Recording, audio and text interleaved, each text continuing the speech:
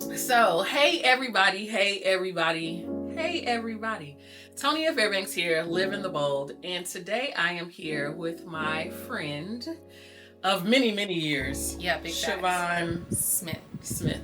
It's so weird because the students still don't know what to call me. Some of them are just like, I'm just not calling you nothing new. I get that. And I almost was just like, I'm calling her Rose. I'm sticking with Rose. Yeah.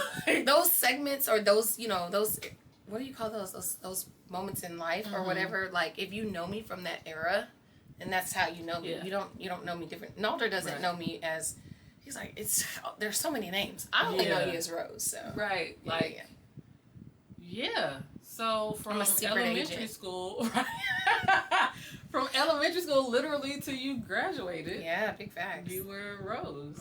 So then, when I came back from Texas and was at Star Spencer, it was like, yeah, Miss Rose, and they were like, who is that? And I was like, Chivon. Chivon Rose. And they didn't even know my first name. Because I was like, I do not invite you to know my first name. As much as I try, nobody can pronounce it. I think it's the easiest name on the face of the earth. Probably because it's mine. But I'm like, it's Tonya. Yeah, even, Siri wants to call you Tanya. Siri calls you Tanya. But get this. All growing up, Tanya was Tanya. Or YIA or something like that. Yeah. Or even JA. Yeah, it was JA. Yeah, it was never TONI. Literally, Nia is in it. Nia. Tonya. Anyway, so I asked Chivon here. Chivon and I have known each other majority of our lives. Of our lives, for sure. And so I asked her here because, as you all know, Living the Bold is dealing with like grief, loss, and showing people how to navigate through it. Showing people like, hey, life doesn't end after you've experienced the loss.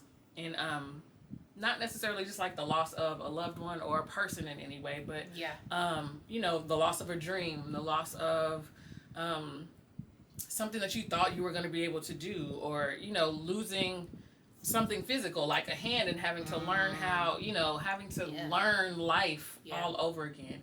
And so that's essentially what this is all about, like going through things. We've gone through things and we've had to learn life all over again without what we thought was going to be our norm. And so having to deal with and understand how to navigate through a new norm on top of this grief that isn't necessarily always the same. There's levels to it. And so just want to make sure, or not make sure necessarily, but let people know like there is still life after.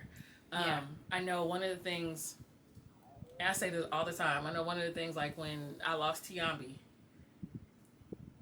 and I went to grief counseling and they were like, life goes on. And that was the most callous thing I feel like I could ever hear anybody say. And I was like, but my daughter died. What you mean life goes on? Like, she was only 3 days old. And yeah, for sure. Then I had to sit and think about it because I was like, but you're still alive. So life does go on.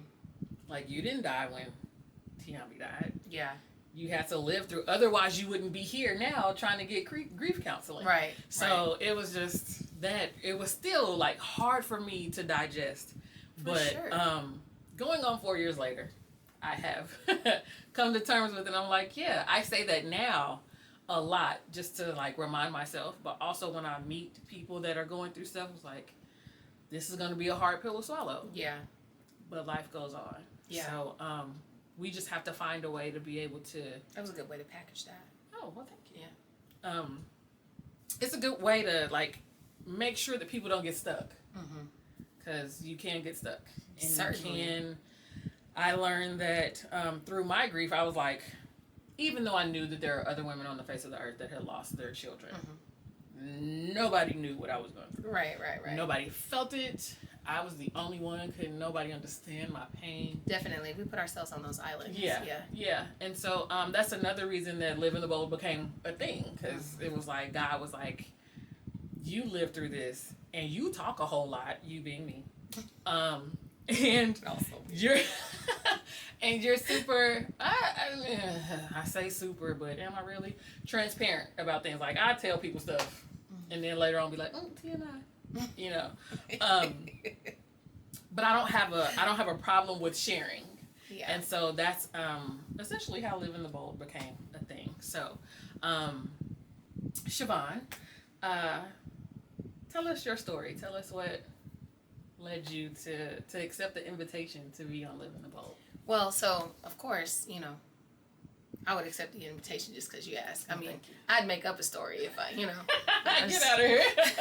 But, no, like, it took some processing because I have, like, so many things that I could share in terms of loss, just actual tangible experiences that I could count as a loss, right? Yeah. From the loss of my father, from, relationships to, the people that have mattered most of my life to my old basketball, my Lady Bobcats graduating, there were a lot of things, jobs, there are a lot of things, but I thought about it and I was like, what is the most profound or deep loss that I've experienced? And I realized that it was me, Yeah, and I felt like, dang, well, Chivon, I don't want to be, you don't have to be so always just out the box, what I mean? Like, just stay on script, so you know what I mean? Right. But I just really feel like that's, coming into my, or arriving at a level of self-awareness and embodying my womanhood and learning how to embrace my femininity. And, all of that, I learned that I didn't really know how to do any of that, and it was sad. Like, I found myself grieving that. And it was more so all my sons, I have 3 sons, and they are adults. So when my oldest son went out to college, before he went out to college, it was like everything was like, like, this is gonna be his last Christmas. And I was like, what am I gonna do? What is it gonna look like? And I found myself trying to prepare, And so I realized, and then like a few years later, then it was COVID, and it was just like, it was just all of this stuff, and I was like, I don't know what to do with myself. Yeah. So anyway, as I found myself arriving at this space where all of my children were about to be grown, everybody's like, what are you going to do? What are you going to do? What do you want to do? What do you want to do? What do you want to do? And I would love to say that I consider myself to be, like, super in tune with myself. Like, I enjoy having a good time. I like myself. Yeah. But I couldn't answer that question. And then, in relationships, people are like, well, what do you like? Birthday parties. Yeah. What do you like? I'm like, I don't know. Yeah. And it was really weird. Like, I was like, I like to get my hair done. I like massages. I like to get my nails done. And they were like, yeah, but what do you like? What are things that I like to have fun doing what? Right. Right. Because I'm always laughing and joking and playing. So I would like to say that I live life in a joyful capacity. Does that make sense? In just a joyful way. Yeah. But I never knew that I didn't know me well enough to be able to answer those questions that I should be able to answer about myself. And so just in context, like in high school, I grew up in the church. And so everything I did was, I'm also a rule follower. Like my mom would probably say she is a liar from the pit of hell. But I'm a rule follower. And so what she told me, like what my parents told me, for the most part, I mean, we all have our little wayward moments, But for the most part, what she told me and what they told me, I believed or I did. I was compliant. And so for church, I did what they told me to do. Right. You know what I mean? I was in the choir. I went to leadership conferences. I did YPD. I did all of that stuff. Whatever they told us to do, I did. Went to school. For the most part, I did what it is that they told me that I was supposed to do. You know what I mean? Go to basketball practice. I did what I was supposed to do. And then I get to the point where I'm like, getting ready to graduate high school, and I'm like, well, what am I supposed to do? Mm-hmm. Like, legit, high school graduation was one of the saddest days of my life. Like, I cried. I was like, I get that. Okay, so yours, okay. So I'm like, well, of course it's sad, because your life is changing, or you're going to miss the friends or the people you've grown up with, but yours is sad in a different way. Yeah, it was like I was like... This is the beginning of the end? Yeah, it was like... This is it. Yeah. Because I went to school with people from the time we were in preschool together. Mm-hmm. Like, we were 4 years old, and we went all the way to graduation. Mm-hmm. So I'm seeing these people, like, for the most part, almost every day of my life. Right. And then it's over with. So then I end up pregnant with my oldest son. You know what I mean? So now I'm a mother. Mm-hmm. And I promised, like, I wrote in his baby book and everything. Like, I wrote a pledge to him. Like, I will always commit myself to being your mother. Mm-hmm. And I was like, as I offered him back to God, I'm like, okay, God, I want you to let me know how to be the mother that this human being needs me to be, so that I can do a good job, because there are no rules. Yeah. And I'm a rule follower. You know what I mean? So now I spend my entire life, well, let me not say my entire, so now I'm a mom, then I become a wife, and then I'm a wife forever. Mm-hmm. So it's serving my husband and serving the church and taking care of my children, their family and extended families. And that became what I needed to do. And my sons were active. Like, they were in, and my husband was a coach. So my first husband, because I've been married twice. Y'all don't judge me. Girl, please. I'm just saying, because, anybody that knows me knows that you would never have thought that Chivon Rose would be married to. Anyway. Chivon Rose. So, anyway, like, so my first husband was, well, both of them were coaches. Mm-hmm. Both of them were ministers. So, I know. That's kind of weird. Sorry. It's all coming out, right?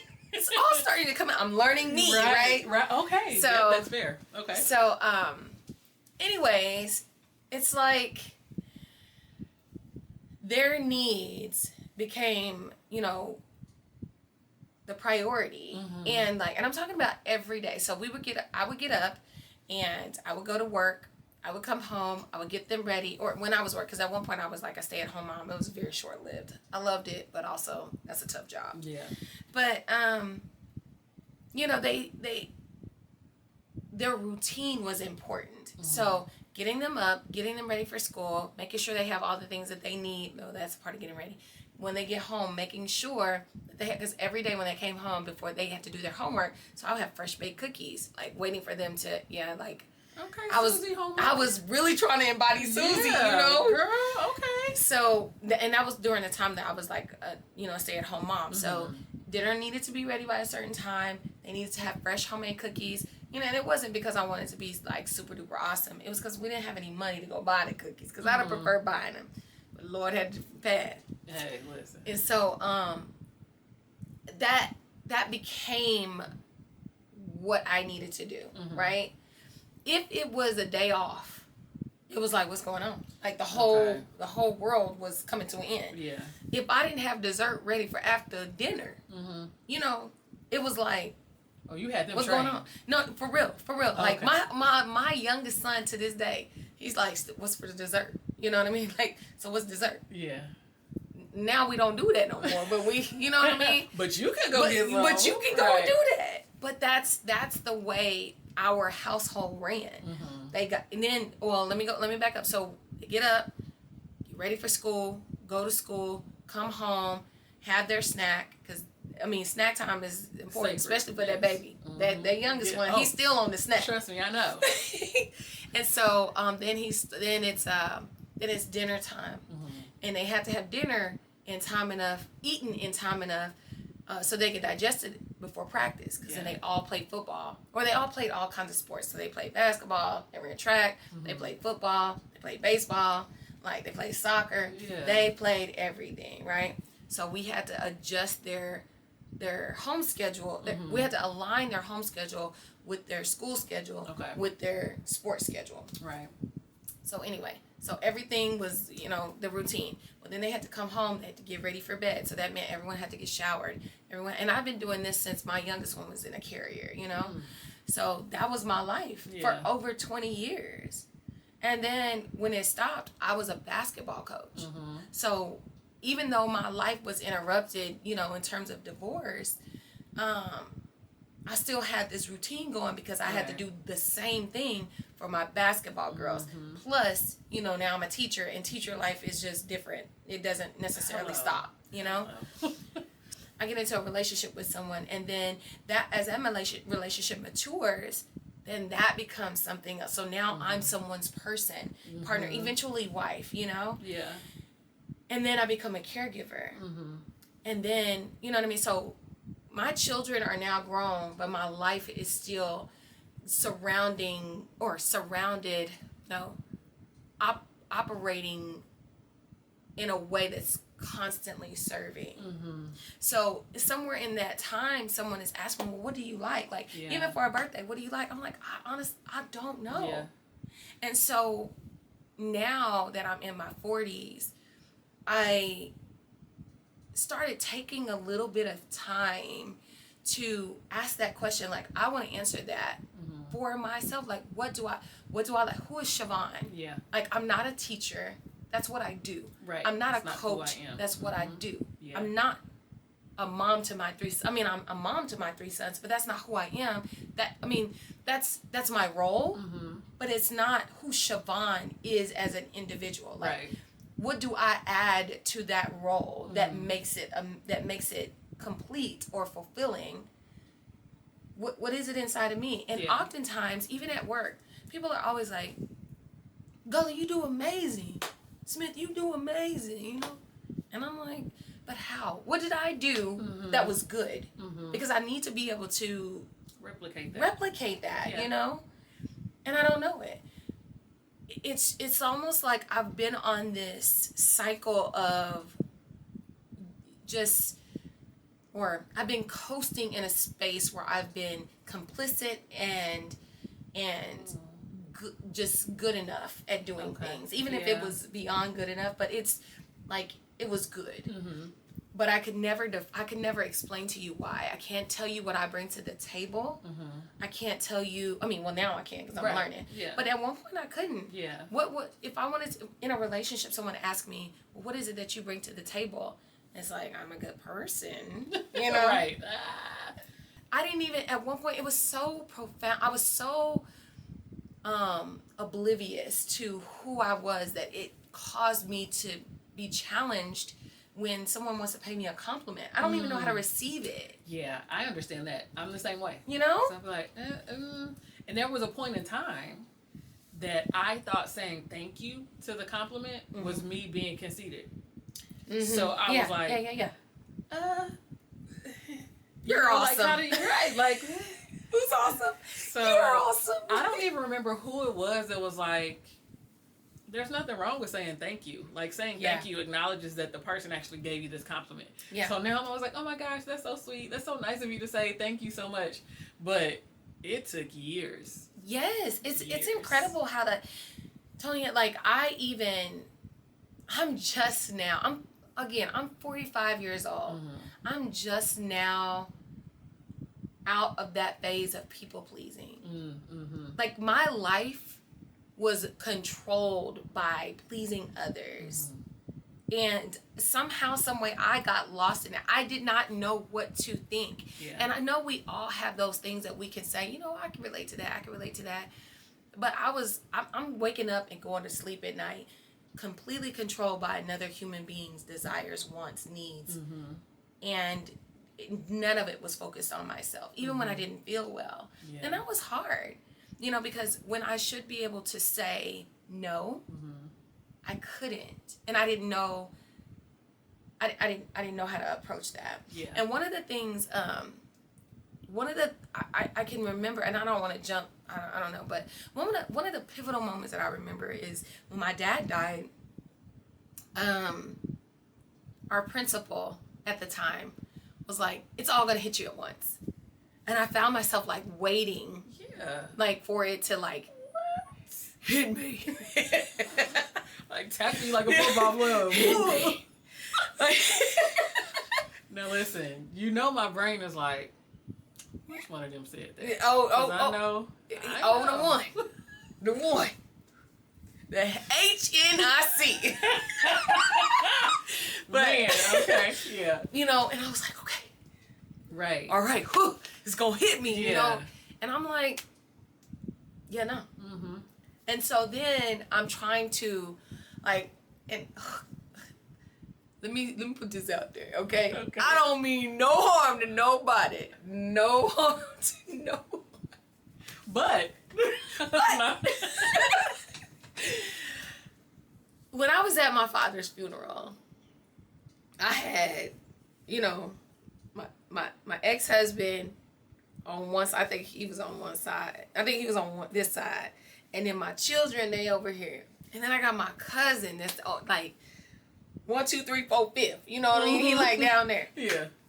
And he's like,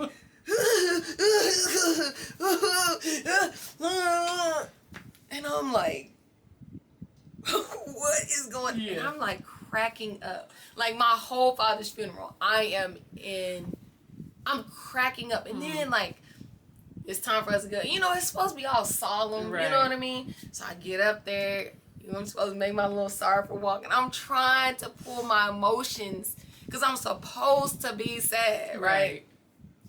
I love my dad. But I just didn't feel that way, you know? And I get up there and you just got to know the dynamic of between me and my siblings, because like we all just kind of feel away. Mm-hmm. And my brother and my sister, they're just introverts and they're not necessarily emotional people. You know, they just kind of like, I see them as tough guys, you know. And so my brother gets up there and he starts like choking up, and I'm like, what is going on with everybody around here? I'm mad at you because you said, and now I'm just, everything is funny because of the way you're saying it, and it's not supposed to be. So. My bad. So if I start laughing. Cool.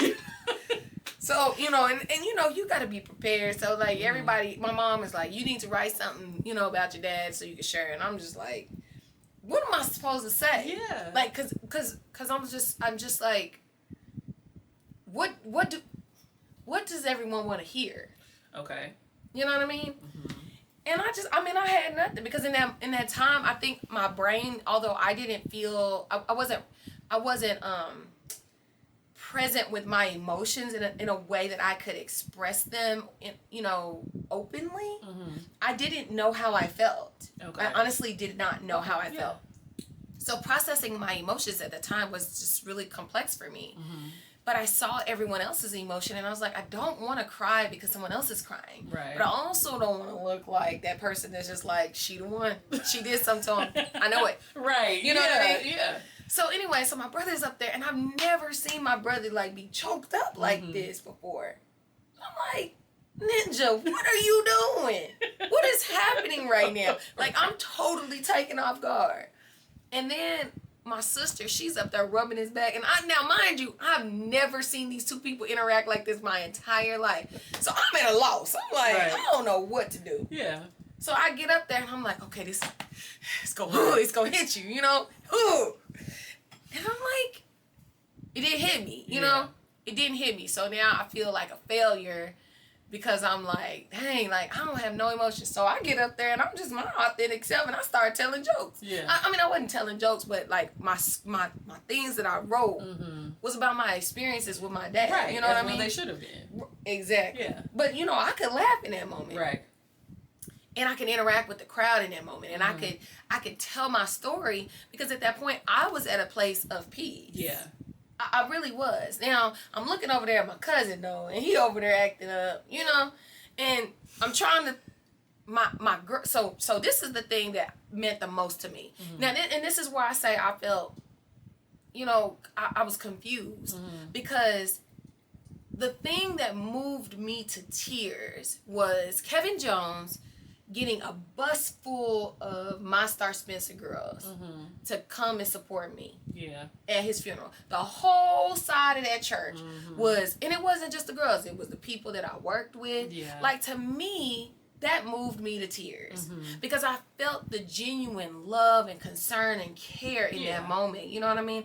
I could grieve my father's death, but I can rejoice in the fact that these people love me enough to stand for me. You know what I mean? So now I'm like, okay, so as I'm processing my emotions, I'm like learning how to, this is why I say it was pivotal for me. I'm like, okay, so this is how you treat people when they're grieving.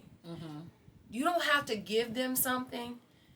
You don't have to just give them anything. I don't have to just send flowers. I don't have to just call. I don't have to just do this.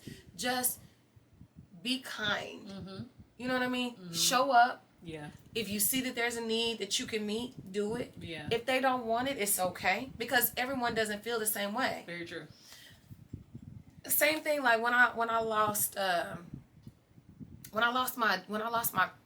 job. Not everybody knows that I actually lost that job, but our HNIC, felt that they wanted to go a different direction, which at the time it was just best, But I found that I was like, well, who am I now? Who am I now? What am I going to do? If I don't coach, what do I do? Well, I remember thinking the feeling of betrayal in that moment, and having to allow people to believe a lie, people telling lies nonetheless, but also just the way that it resonated with me, that I had to, the best way I could handle it was to allow them to believe a lie. And I got lost in that. Because I'm like, this isn't me. This isn't me. So why do they believe? How is it so easy for them to believe this when they've seen me basically or proverbially naked in front of them, giving them my total commitment? But they can, just like that, just believe something totally contrary to who I am. And I felt that my image was tainted, and I felt like I had to live with that. So I had to like almost disconnect from who I believed I was. How do I say that? It was almost like I had to die to myself to endure the pain that came with that betrayal. You know what I mean? So I just shut it out. I think I had, between my father's death, the loss of that job, and my divorce, I think there was a death that occurred in me. But nobody would have known. No. That's what's crazy, because we've worked together for a long time. But even in that, like, I was there, and you handled that with so much grace. To me, right? I appreciate that. I wouldn't have known. I knew different things because of our friend group, and because you and I talked, but I never would have thought, Chivon is like going through it. Man. Just like on our, like seeing you day to day, talking to you, hanging out with our friend group. I never, that never would have crossed my mind, because there was still so much poise. I tried. There were moments where I lost. Now, there's probably some girls with Star Spencer. They're probably like, that is not the truth. She was cray. But yeah, it took. I will say, there was definitely an internal brokenness, and even, like I said, even death that occurred in that, because it just was so like awful. Like, there were parents that lied, there were students that lied, there were people who were spreading rumors, and I just couldn't believe it. And that's actually how one of the ways I built a wonderful relationship with you know, my second husband, because he was actually the only person that knew that I was in the space that I was in, because I was trying to hide it and keep myself together, more so because of me being the person that those girls needed to count on, you know. And so I allow myself a little bit of space to say, you get to shed a few tears, and then you pull yourself together, because they need you. And I had to go out into the public eye, and I had to get jobs done, regardless of what was going on. And so that's one of the reasons why I can sit now and I can say, you know what, it was time. But I think I wanted it to be on my terms. Right. But it was time. And I don't think I ever recovered. I don't think I ever recovered from what I lost at that time. I honestly, I survived because someone saw me. Yeah. Because I was on my way out. I was ready to take myself out. Like I was gone, because I felt that it was going to be impossible to get them to believe the truth. Yeah. And I was like, this is it. Right. Hang it up. Shrek, I'm looking down. You know? But okay. You know, even for my sons, like I remember pulling myself into that space and saying, okay, these are human beings that will never ever, like, they're not going, you know what I mean? They're going to be here. You know what I mean? They love you. They love you in all of your authenticity. They love you from the worst to the best. Yeah. You know what I mean? And so focus your space and your energy and your effort on them. So now I shift, when it should have came back to me getting recentered, I shifted to them. And then I was gone. That was the end of Star Spencer. And I booked over to Douglas. Right. And I was like, okay, well, now I get to create myself. Right. And be whoever I want to be. Yeah. And then it came back to that question, who is Chivon? You know what I mean? Yeah. Oof. Okay. Girl, that was deep. Yeah. So then I was like, okay, so I'm not just a science teacher. Right. I really didn't even sign up to teach science. Let's be clear. To be clear.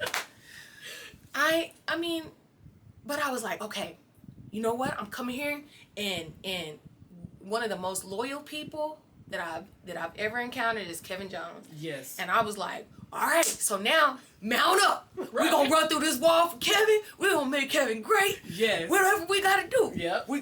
Y'all got it? Y'all ready? Let's go. Yep. Onward. You know? That's kind of how I approached it. But all of these things, I'm escaping the time that I'm having. Basically, I'm not doing the work to pour into me. Right. And that was difficult, because at some point there's just a moment where I have to look at myself. Now, I haven't even mentioned the fact that I'm a believer. Like me and God, we got a good relationship. And all of this time, I honestly feel that God was like, I'm here. Yeah. I'm here. Just bring it to me. You weren't listening. I wasn't. I was turning it off. Like, yeah. No, I can't cry. I ain't got time to cry. That's what I was going to say, because you were going to feel. If you listened, I was going to feel. You were going to feel. Yeah, and it was like, I don't want feels. And I really think, honestly, sports does that to us. Okay. Because we have to learn how to compartmentalize our emotions or use them, project them in order to get the job done. Yeah. And I, again, I'm a compliant person. So, like, that became how I live life. Yeah.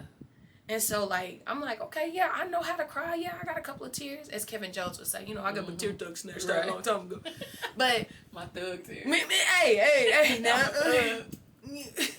That'd be me. Yeah. Like, I was like, I ain't got time. Yeah. It ain't no time for this. We got work to do. Pull it together, Chivon. Hey, give your shout out to people, do your pieces and slime. And hey, we got to keep it moving. Yeah. So, yeah, in this last year, no, I'll say 3 years. Okay. I have given myself permission to get to know myself. I've learned to create boundaries. I've learned that I'm enough. I've learned that everyone is different, and so listen. But you don't have to be everyone's everything. Just do your best in that moment, and then once that moment's passed, it's not for you to carry their burden on and make it yours. Yeah. I've learned that I'm not gonna be like this people pleaser, which is good. Yeah, but it's still a challenge. Like, I still have to have those self-talks. Like, no, we're not gonna do that. Yeah. And so people will look at me like, no, she's talking to herself. Sometimes I do. When it ain't because I'm crazy. I mean, you know, I'm crazy. We all do. Stop it. You know what I mean? Like, I do that because I have to say, no, we're not going to do this. I'm going to say it out loud so that there is someone talking to Chivon and saying, we don't have to do this. Yeah. No. Put it down. Stop. And what are we going to do today? Yeah. You know what I mean? Who is it? Who are we going to? What are we going to address? And let's do that, and don't overdo it. You know, and it's a process. When did you first realize that you felt a disconnect from yourself and what was going on in your life at that time? December 27, 2019. Okay. Yeah, that was the first moment. The reason was because I felt that I hadn't grieved and my marriage was over. But I was still stuck in like this space where I couldn't do anything about either one of them. Oh, wow. Okay. You know what I mean? And so then, like, I had to make some life, like, I felt like I was going to physically die. My son was sick. My girls were in recovery. My ex-husband was basically like, hey, I can't be around y'all, you know what I mean? So I felt alone. And the only way I felt like I could survive was just like to just, I guess I could say that was the first time. I think the deepest moment, because that was the first time, but the deepest moment was when that period of time where I had to deal with that school community like turning their backs on me. And so in order to deal with that, I had to just like cut myself off. So I think that was when I really truly lost myself on the deepest level. Okay. Whew. At any point in time, did you get angry or upset with God in all of that? Absolutely. Absolutely. What did that look like? I was like, God, I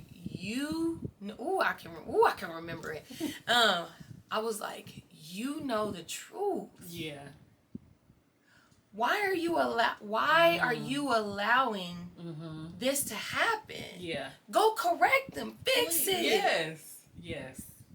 Please, like, why do I need to go through this? And it really, like, now I look at it, I seem selfish because I'm like, dang, like, you know, he didn't went from, you know, Jesus came from all the way over, dealing with all this nonsense, taking all these stripes, you know what I mean, and then sitting up. I mean, in hindsight, I look at it and I'm like, man, you know, I was really selfish in that, but the pain was so profound. Like, I laid in my bed one night, and it was probably like I think I'm gonna say it's like 2:32.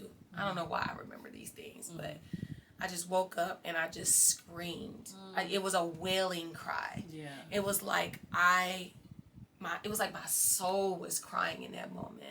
I was mad at God for relationships not working. Yeah. Because I'm like, God, I did this the right way. Like, I'm like, okay, we believers, okay? Believers get married, okay? You be a good wife to your husband, okay? You raise your children, okay? You do, you know what I mean? Yeah. And then it didn't work. Yeah. And I mean, I'm not saying that I'm not claiming to be perfect or to push blame on anyone. But I was like, I honest to God don't understand. Right. What are you doing? Like, I've been coming to you. Yeah. You've been my confidant. Like, come on, right? Like, you got all the answers. Yeah. So every one of those moments I took incredibly personally because I felt like a personal failure. I felt like it was a personal failure. And I felt ashamed. Yeah. I felt that I had disappointed people. I felt like my world was caving in. Yeah. I just wanted to crawl into a hole. I wanted to crawl into the hole, and particularly because I felt like I let my sons down. I felt like I let my girls down, and I felt like I let my mother down. Okay. Like those were. I mean, I was mad at God though. I was very mad at God. I was like, that's it. I ain't doing this no more. It don't even work. It don't even work. Right. I'm out here telling people to follow this. Right. It don't even work. Yeah. So, okay, question. So, with that being mad at God, I'm supposed to be all poised and stuff. I'm over here being all in. Oh, girl. Who said you had to be poised? That's kind of the standard I'm holding. Oh, that's what you... Yeah, okay. Yeah. Well. No, go ahead. Whoops. So, like, with your anger at God, with God, I always like to ask people, like, what did that look like? How did that manifest in your life? This is gonna be so funny if any of my girls see this, they gonna be like, yep. I started cussing. You sound so innocent. I started cussing. Hey, okay, so, because I didn't. Yeah. I did not. We didn't even say shut up in my house. Like, if somebody said shut up, they were like, really? Yes, we did. Shut up all the time. No, we did not. Shut up. But, I mean, not like a shut up type of thing. No. We didn't. We didn't do that. Okay. Like, we didn't use, like, when I said a cuss word for the first time, it was one time, the Southeast game, I cussed my girls smooth out. We ain't supposed to do that. Right. But I cussed them jokers smooth out. And they didn't talk to me for like 2 days. They were like, she has crossed the line. Right. Like, I don't know who she thought she was talking to. Since when did she start cursing? Right. I mean, we were wrong. But when she started cussing, right. Like, that's just too much. And so one of my babies, she was like, Coach, can I talk to you for a second? I was like, yes. And she says, I get why you were mad, because we were wrong, but I think that it just hurt us, you know, when you just spoke to us like that, because, like, you don't ever do that. And it just felt like that it was, like, the worst thing, you know what I mean, like, for you to talk to us like that. Like, it just felt like you were so mad at us that you crossed the line or something like that. And I was like, y'all cuss at each other all the time. Exactly. Saying way worse things. Exactly. But I respected the fact that, anyway, you didn't ask me all that. I respect the fact that she said that, but yes, I started cursing. And, you know, I don't even know what kind of platform we could talk about this, to what level of, you know, to what degree of transparency we could be. But honestly, I think I stopped going to church as much. I didn't read my word as much. And then, like, for the first time, like, I was like, you know what, some of my morals, I'm just like, hey man, it's whatever. Yeah. I really just had, for me it felt like a very long time, but it was probably like a couple of weeks. Yeah. You know, I ain't doing nothing. Right. I ain't doing it no more. Right. I'm breaking up with you. Right. But there were some manifestations, but even in those moments of anger, I will say that I kept going back to God. You know how you had like those toxic relationships with a partner, and you're like, plus, right? When I was trying to talk to you about this, and you just walked off. Yeah. You know, that's how I was with God. Like, I was like, God, I just don't understand. First of all, you could have stopped her. Right. You could have shut her up. You could have taken her voice out of her voice box and made her mute until she got her spirit right. Yeah. But you didn't do that. But you'll go and you'll let people walk. You know, it's people out here that's going through full-on miracles. You know what I mean? Like, you broke up 5 loaves of bread, and you couldn't tell this person that came down here to lie on me. Mm-hmm. You couldn't cause them to have like a shift in their heart. Right. Like, me and God had some intense conversations then. Listen, so I asked that question because, of course, I relate everything back to like me losing Tiami, right? Yeah. And I know, and I say this with like all sincerity, I was pissed. Like, I remember, and when I say pissed, I mean pissed at God. Like, I was like, nigga. Yeah, like word.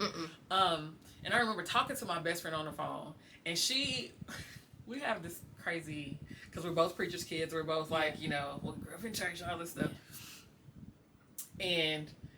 But we cuss a little. Yeah. Sometimes. And so, a little sometimes. It's funny.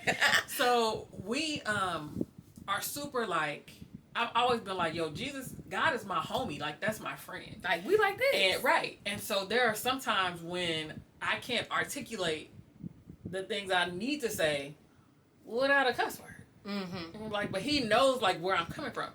Not trying to justify, but like that's just how, And so I'm talking to her and I'm crying because I think this like maybe Tiami passed on October 23rd. That was a Saturday. This might be Monday. Mm-hmm. And we're talking and I was like, man, if Jesus was like right here, right now, like if I'd slap the shit out of him. Right. And she busted out laughing. She was like, I think I remember you saying that. Yeah, I think I remember you saying that. I've never heard anybody say anything like that, but that's so real, but that he understands that. Big facts. So that's why I'm like, how I ask people like, how did your anger manifest? Because I was angry. Yeah. But even in my anger, I was still like, God, please help me. Yes. Like, take this away. Like, I would be in the shower crying, trying to hide. I was trying to hide my sadness and my hurt from Carlos because I knew he was going to try to help. And I'm trying to like, hey, he lost his daughter too. Like I gotta be strong for him. So I'm in the bathroom, in the shower crying, mad at God, but like begging like, please. Yeah. Please. Yeah. Take this pain away. I know it's crazy for me to be like, bring her back. I know this is not going to be like a Lazarus type thing. Right. But I need for you to take this pain away. But why? Well, how dare you? After I prayed, I am 40 years old, and you finally give me a child, and then you take her away? Like, what kind of... that is such a slap in the face. We're supposed to be cool. Like, why would you do that? Like, if our relationship is as good as I thought it was, then how? Explain this to me. Yeah. And I feel that because that's one of the things that for me, that's another reason why I'm learning to feel. Mm-hmm. I'm learning to feel because I have masked and suppressed my emotions for almost my entire life. Yeah. Like, there are moments when I cry, of course. Yeah. But I am not I don't deal good with the emotions. And I call it, I'm not a warm and fuzzy. Mm-hmm. I just don't. But it's because it is so incredibly painful to feel. Yes. And so there were moments like that. I remember moments like so many. Like that moment where I cried from my soul at like 2:32, I think it was. The feeling of the anguish and the pain and the ache that is not, I can't go put I can't go take an Advil and make that pain go away. Like the only way I can get over it is to go through it. Yeah. You know what I mean? Because it's bone deep. Because exactly. There's no bomb. And it's such a profound pain. Like I was like, why do you allow this type of pain to exist? Exactly. I know you said that you would never put more on this than I can bear. If this is something I can bear, then God help me tap in to the strength that I need to bear it, because I don't get it. Because I'm sinking here. Like, you came and you told Peter, you at least corrected Peter. Yeah. You know what I mean? Yeah. You were like, you don't. Or the disciples, y'all don't have no kind of faith. Right. And all you had to do was tell them, hey, tell me that. Tell me. All I got to do is say, hey, stop hurting. Right. You know, and I'm going to be like. Let it be done. And let it be done. Yes. Come on. Because this is the type of relationship this is the type of power you have. This type of relationship we got. This is the type of life I've been living. I've been bought in. I've been tapped in. I'm like, you my God. Yeah. Like, like, you are my legit day one. So what's up? And how is it me? All of these people around here doing all of this nonsense, and you pick me? Girl. Come on, man. Like, I was like, I don't get it. Yeah. Because I don't feel strong enough. So, hey, let's repackage this deal. I'm gonna go lay down. Yeah. And then when I wake up, I pray that you're going to give me a level of your strength. Yeah. Or let me be desensitized to this well enough so that I can, or enough so that I can be like, yeah, I ain't trying. Right. Whatever. Yeah, you got it. Yeah. I'm good. Yeah. So that's a long way of saying that's how, yes, I was mad at God, and that's what it looked like.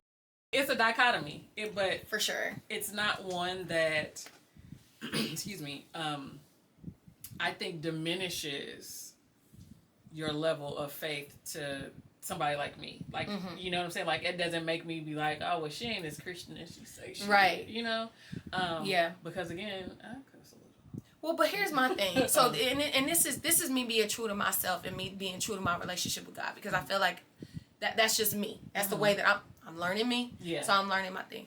It's like, you know how I think it was in Luke where Jesus was talking to everybody, and he was just like, it's the least of them. You know what I mean? Yeah. So I kind of I look at things. It's like, okay, Chivon, like, if you are going to proclaim or call yourself or represent, like, as though you're an ambassador for the kingdom of God, right? Then the least of them ought to be able to look at you and still see God. Yeah. But if those that don't even really know what he look like don't feel like that you showing it, you gotta fix it. Right. You know what I mean? Yeah. So I try really hard to have the balance of not losing myself in being mindful of others, but being true to what my belief system is. Because at the end of the day, I do want to have that you know, I want my Father to be pleased, you know? Yeah. So I try really hard to have the balance of not losing myself in being mindful of others, but being true to what my belief system is. Because at the end of the day, I do want to have that you know, I want my Father to be pleased, you know? Yeah. What were specific moments or turning points that helped you begin reconnecting with yourself? In recent times, there was a moment where I had to make the decision to freely lose myself or choose myself. And whichever decision I was going to make was going to be difficult. No, it's okay. Whatever decision I was going to make was going to be difficult. Somebody was going to get hurt. Somebody was going to be mad. Yeah. Somebody was going to have something to say. And so I had to be true to whichever decision I made, so that when it came down to it, I could deal with the emotions that were going to come with it. Okay. And so I chose me and my sanity and my, you know, and in doing that, I had to go through a period of time where I was alone, where I felt alone. Even my talks with God, I think I just was detached. Okay. I did it because I didn't want God to feel that I was abandoning him or turning my back on him. Like in moments of sorrow and in moments of in bad moments, I don't run to him. I flee from him. You know, I didn't want that. So I was doing it, but it was more out of obligation and routine, because the dominant emotion was loneliness. And I realized that I was afraid to be with myself. Okay. That's tough. Yeah. And I was like, okay. So, but then I was like, well, dang, like, how can all these people love you and you accept that all these people love you, and you don't love you. You know what I mean? Or you don't even know yourself or you don't be able to love you. Yes. Yeah. Yes. And so I'm like, if you are by yourself and you can't be for yourself what you need for yourself, you have lost yourself. Yeah.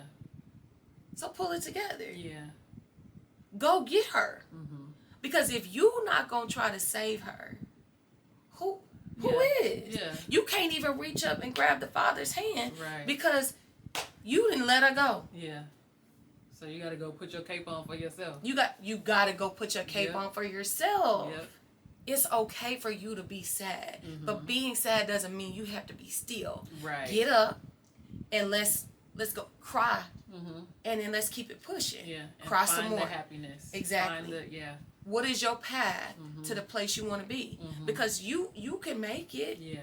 But you have to go through it. And then I started saying, okay, so how are we going to spend time with Chivon today? Okay, how are we going to do this? How are we going to do that?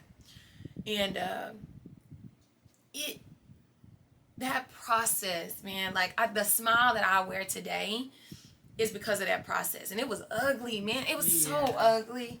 It was so ugly. People at work, they were like, oh, girl, you look good. Thank you. I mean, just a little light work. You gotta put a little extra on me, okay? But, I was like, can't nobody take that from me. And the Chivon I know, the Chivon I sit with today, I could check her. Yeah. The Chivon I sit with today, I could encourage her. I can go and tell her, girl, you are beautiful today. You know what I mean? Yeah. That's still gonna be mama's girl. Am I all right? You know? Right. Am I good? Right. But I know what I know because my experience is my truth. Can't nobody take that from me. Right. You know what I mean? Yeah. And so I get to now go and be like, let me say it this way. HNIC that told me that it's gonna hit me all at once, and I'm sitting here waiting for it to hit me. That's not my truth. Right. I can't pull from that experience because that's her experience. But this right here, this is in the books, baby. Yeah. This is mine. Yeah.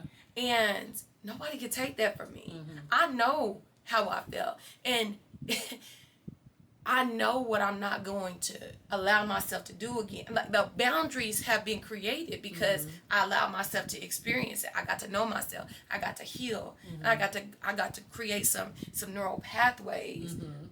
Because of my experiences. You know what I'm saying? There's a lot of words, but that's I got to know her. Right. And she a bad sister, let me tell you. You know what I mean? She a bad sister. You know what's funny? I was thinking when you were joking about, just a little bit. And how when I came back to Oklahoma City, and I was like, oh yeah, because I was told that my classroom was going to be close to yours, and I was like, we going to be singing down the hallways, we going to be, and then it was like, this Chivon that I met was not the Chivon that I knew. Yeah. And I was like, who? I mean, everybody can change. But wow, she's different. Yeah, she's so, not stoic.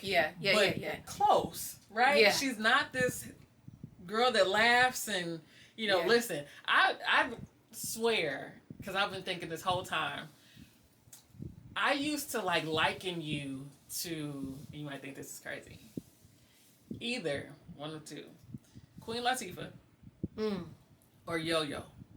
Oh, yeah. But only because I could see that. You it was just like this.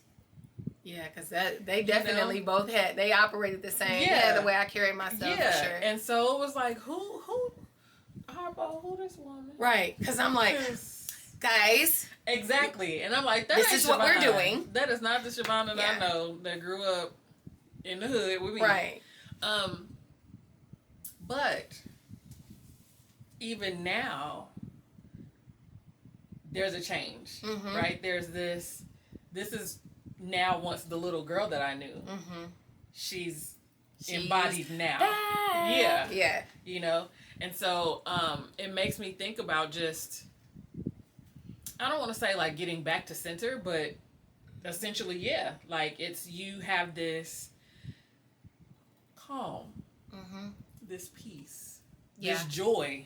Yeah, for sure. That for a number of years I didn't see. Yeah.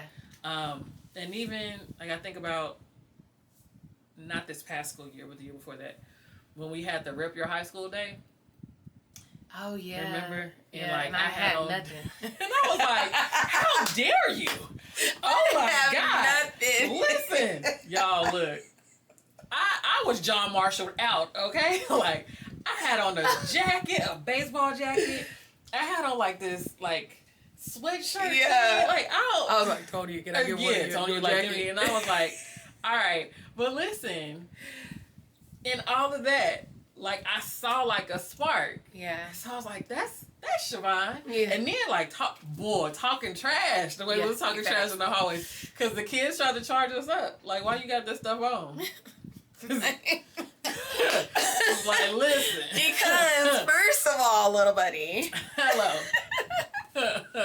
But I say that to say, like, there's been, I can see from that point, because it will be like little, spurts. Yeah, and sparks. for sure.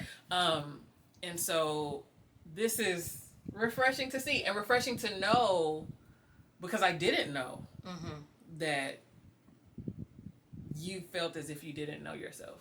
Because what I can tell you definitively is like that was one person. That Chivon is one person I was like, oh yeah, she got it together. Like she's not to say that you didn't when we were younger. Right. But it was like, oh, she's got these systems in place. She's got like these processes. Like Chivon is on it. Thank you. So then coming and be like, she had these systems and processes, but she didn't know who she was. Yeah, man, like, I'm telling you, I tell people all the time, like, because they're always like, oh, you need to relax, And I'm like, hey, man, like, it's not because I don't want to have fun. Right. I don't trust at the time, I don't trust myself. I don't, like, I'm putting this here. I'm creating this system because I need something to be compliant to. Right. Because I don't trust myself. I don't believe in myself. Man, I got a master's degree, and it wasn't until they put it in my hand that I actually believed that I got it. Like, that's crazy. Yeah. You know what I mean? That's how sick my mind had just held on to this. Yeah. Like, I didn't believe that I was worth it. I didn't believe that I could do stuff. Now I'm looking at everybody else like, dang, they're so much better than me. They're so smart. They're so smart. They're so pretty. They're so da-da-da-da. Yeah. Right. Yeah. I'm like, I gotta just ask questions, because I don't really know. Yeah. And I'm feeling like the dumbest person in the room all the time, when all the while everybody else is thinking I'm one of the smartest people in the room. I'm like, hey man, don't ask me no questions, because what I'm getting ready to say is probably not the right. I mean, Listen. that's what's that's to live in that space though. Yeah. It's so exhausting. Because you should be able to get up and say, I like myself. You should be able to get up and say, you know what, these are the things that I like. Yeah. Like, right now, God, I swear it's probably different people who meet me in different eras probably like, that is not, like you just said, that's not the same person. But I think they all starting to come together now. What role has forgiveness of yourself or others played in your recovery, if any? Forgiveness is everything. Forgiveness is everything. Like, I had to, I forgave. Man, it's everything that I can look at or that it even referenced tonight. Forgiveness plays such a role in it. Yeah. You know what I mean? Like, I could not love myself had I not learned to forgive. And I don't say that in a cliche way, man. I really, if you've ever loved someone and experienced, hurt in that space of love, right? It's it's deep. It's almost like you kind of befuddled. You know what I mean? Like, how? Yeah. You know, but I have learned that love is a choice and forgiveness is a choice. Most definitely. You know what I mean? Yeah.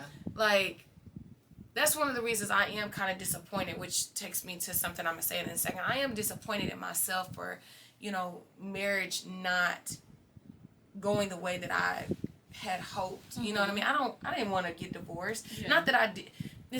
I don't mean that in a disrespectful way to, to my person. I mean that in the sense of that pledge that I made, I took seriously, Yeah. And to find myself especially to God, and so to find myself in a place where it was no more, man, that was tough, because I felt like a failure, and I felt that I had let people down that looked up to me and that counted on me. Again, not looking at myself, going into others, and man, I had to realize that when you love somebody, when you want to, whether it's a love situation or not, man, you can forgive. Yeah. You can love. You can forgive. It's a choice. It's not. I mean, you know what I mean? Does it have a process to go with it? Absolutely, absolutely. But it's a choice. Yeah. And it really does serve the individual that is doing the forgiving greater than the person that's receiving the forgiveness, and I've learned that. I learned that in tough lessons. I learned that. I think also there's like a secondary thing that comes with it that's like humility. You know what I mean? Yeah. Both in the receiving forgiveness and in the forgiving. Yeah. You know what I mean? So having that level of humility you have to. The Bible says, like, forgive or lest you not be forgiven, right? Or if you ain't gonna forgive, you ain't gonna be forgiven, right? But I think that the whole concept in that is because, like, man, like, you have to have the capacity to forgive in order to receive forgiveness. Right. But you also have to have a level of humility to offer, forgiveness and receive forgiveness. Yeah. When I began to get to know me, I had to forgive myself. And I hear a lot of people say that, but man, it was so real for me. I didn't understand it until it became personal. Yeah. I had to forgive myself for being a teenage mother. I had to forgive myself for, the anger that I had towards my parents or, whatever. I had to forgive myself for divorcing, for allowing myself to get to the place for which a divorce occurred in my life. I had to forgive myself for that. I had to forgive myself for being stupid behind a person that I love. You know what I mean? I had to forgive myself. Yeah. And that took a lot. But once I did, I was able to forgive them on a deeper level. Yeah. What does feeling like yourself again mean to you now? And how close do you feel to that? Girl, excuse me. Even at my worst day right now, I can cry and still be like, I love me. But I'm just so happy, and I'm happy with sorrow. Okay. There are some things that have occurred that I'm not happy about. Right. But the joy that I have today, man, it's beautiful. And it's allowing myself to go through the experiences, allowing myself grace, forgiving myself, loving myself, getting to know myself. Like I really enjoy myself in my own skin. And it's things that I don't like it's things I'll be like, hey man, I don't really think it's, you know what I mean? But I'm like, girl, I love you. Yeah. I love you. And what you bring to the table, make sure you pull yourself up a seat first. You know what I mean? I don't offer nobody else something, but you ain't gonna give yourself. Right. Come on now, Chivon. Part. Get it together. Exactly. Like, where's your seat? What advice would you give to someone who feels like they've lost themselves and doesn't know where to start healing? Go look in the mirror. Or go on your phone, you know, and take a video or talk to yourself and say, like, just do like a word purge, like say everything that comes to you, and then go back and read it. If you're a believer, I would say read. I used to tell people to read Proverbs first, but now I think I'm like, man, go to John.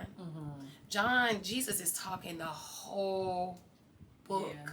Yep. And he's telling people like how to act, what to look for, how to, you know. So if you're a believer, I would go there, and then I'll probably go with Proverbs. Do find something that makes you smile, and then give yourself some time to process your negative emotion. You know what I mean? Yeah. Like, don't reward your negative emotion. Go do your positive thing first. Right. Okay. And then that way you kind of have built up this space where you can. This worked for me.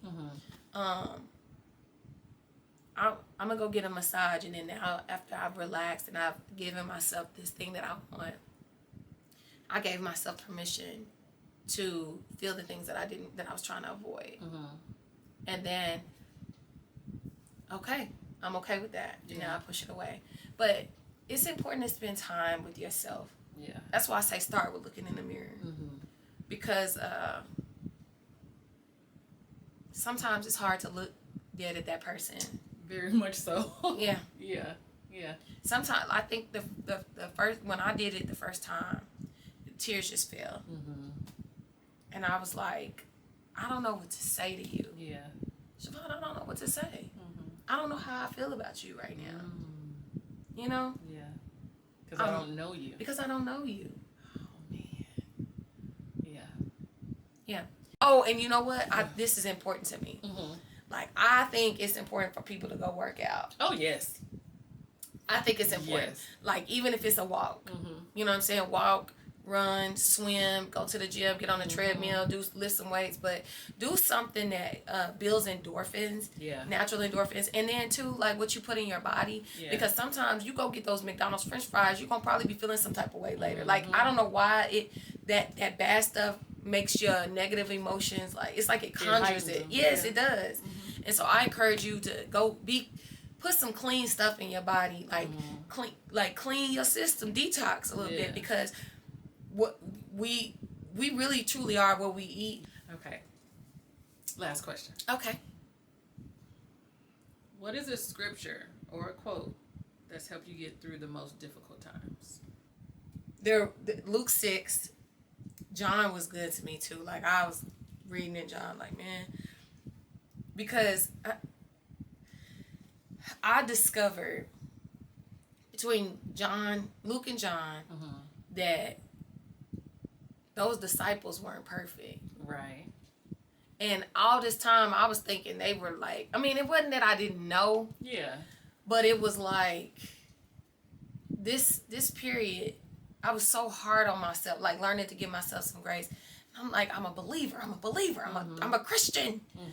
And I, for whatever reason, it was illuminated as I was reading that there's an emphasis on the fact that every one of those disciples were imperfect. Every single one. Yes. Sinners to the core. Yes. And it was like, but Jesus kept, those are the closest people to Jesus. Right. He empowered them with his gifts. Yeah. Like, and then he said, after I die, I'm coming back for you. Like, go get everybody, even Peter. You know what I mean? Like, hey, y'all my guys. Yeah.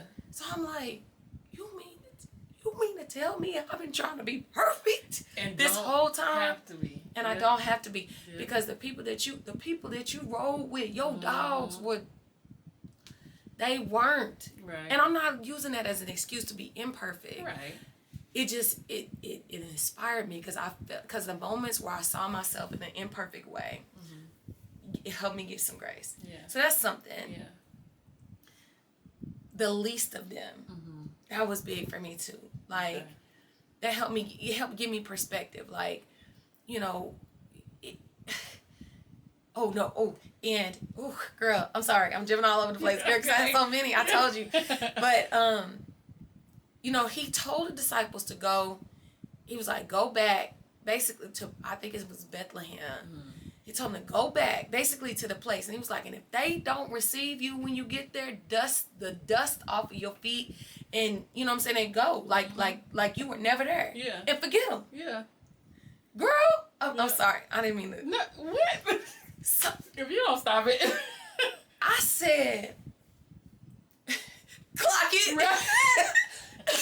Because being the block and if they act like they don't know who you are. Okay. Listen, forgot you, never thought about you. You know? I was like, not you telling them. Yep. The dust off your feet. Yep. I was never here. Right. So that spoke to me, because I felt like you have the choice to receive me, just like I have the choice to come to you. Yeah. And if you don't receive me, it's cool. Yeah. I'm gonna continue to be me. Yep. I'm not gonna lose who I am. Right. I'm gonna continue to be me. But baby, I'm wiping this dust off my feet. Like I was never here. Yeah. I will erase my entire existence. That one got me. That one was big for me. Like, you know what, you got, and it's okay. I'm not mad at you. Right. Forget that you knew. Hey, let me get my little broom, my foot brush though. Yeah. You know what I mean? Let me dust you on off. Because you don't control my destiny. You are not, this may not be the path that you take. Maybe your heart is not in a place that's ready to receive it. Doesn't mean this is your last chance. This just means this is my last effort. Yeah. I'm out. Yeah. You know what I mean? That was a good one for me. Ooh. Yeah. That was good. So, and then here's another thing, girl, and this is not biblical. And look, let me say this. I am not saying that what I'm about to say is greater than the word of God, because it isn't. And it doesn't go that place in priority either for me. But girl, I was watching something. I got a couple of my reels saved in like categories, like because I needed to get through some things, and some nights I needed to be one of them, and other nights I needed to be, yeah. I'm just being transparent. So girl, on one of I had this one that says heal and awaken. Okay? Or no, awaken and heal. Okay? So Olivia Pope looks her father smack dead in the face. And she said, access to me is a privilege. And you no longer have privileges. Girl, Olivia! Girl! I have served as a wife, a mother, a daughter, an employee, a friend. You know what I mean? Like all of the roles. All of them. Yep.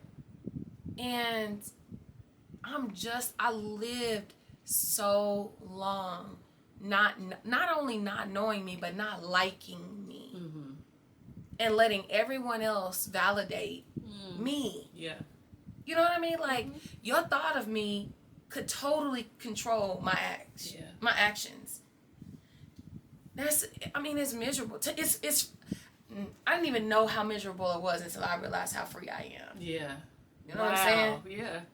And that's deep for me. I can't afford to go back. And so I'm glad that I'm in the space now where I can look myself in the mirror. You know what I mean? I can hold my head and be like, oh, my bad. Yeah. You know what I mean? I can make a mistake and not be willing to go crawl into my little turtle shell. Yeah. Girl. I know. I thank you. Like, this has been so good to me. I'm glad. And it's been, like, eye-opening, cathartic, which might sound weird coming from me because I didn't do, like, the talking. Like, it wasn't about me. But I was able to see a lot of myself in some of my actions and some of the things that you said and some of the things that you spoke about. And so it's like, oh, I didn't realize that, but yeah, I did that too. Or, so it is my hope and my intent for this, that there are some people that this also resonates with. I do too. I hope that I thought about it. I was like, man, this is kind of risky to go and be like, you lost yourself, or discussing the loss of yourself. But I know it's so many moms and wives out here that fathers, sons that feel that they have just been carrying that load, and sometimes we don't realize that it's deep, it's truly a heavy load, and it can slow our progress. Like, we can accomplish whatever we want to. Sometimes we don't know how to do it because we so lost. Yep. I don't know, but no, that's true. And so I know I was talking earlier, like at the beginning, about how like this Living the Bold all started, and how I wanted people to know that there are other people out in life, in the world, that have experienced the same things that they have, and have been able to push through and push and to still thrive. I think this shows that you are, man, like thriving for sure, and it wasn't anything that has been, you thriving has not been detrimental to yourself or to anyone else, and it's made you become even more of the person that you were supposed to be, the person that God ordained you to be. And so you leaning into that has made you, and will make you and your story even more, that much more powerful, I think. Wow, I like that. And so I thank you for you feeling vulnerable enough, or you being vulnerable enough to share that with us, and to just come on. And it's hard to share. It is hard. It's hard to share. share. For some. Yeah. I've learned that I can, but it's that was still, kind of a touch and go type thing. For right? sure. Because the feels. Yes. Very much so. But I've learned. Yep. Anyway, that's another story for another day. So I thank you for coming on. I thank you for allowing yourself to be vulnerable in this space. I thank you for allowing God to use you. Yeah. And for you to show somebody out there that even though it sounds callous, life does go on, and that they actually have a choice to be a part of that life that's continuing. And so, I thank you, girl.